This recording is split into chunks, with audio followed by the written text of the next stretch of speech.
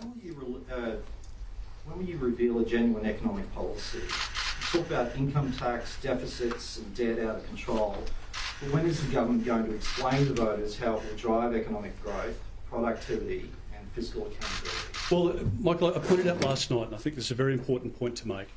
Energy is the economy.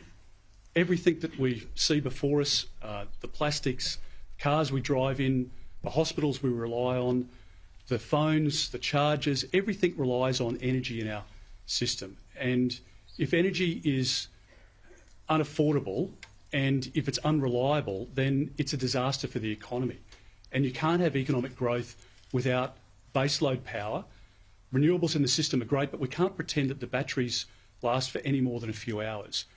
And Labor can't pretend that by giving you $150 that somehow that's going to compensate you for the $1,300 power bill that you're now achieving under the Labor government. I mean, the Prime Minister promised that power bills would go down by $275 a year, and instead they've gone up by $1,300. So we have to get the energy picture right, and that's what we've promised last night.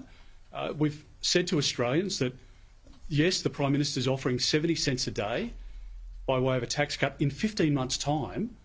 I think the Prime Minister is completely out of touch with the pressure that Australians are under at the moment. And we're saying that we want to help now pensioners and families and small businesses right across the economy with a 25-cent reduction in fuel excise. So when you go to the Bowser and you fill up your car, fill up your ute, you're going to be paying about $14 less for every tank of fuel.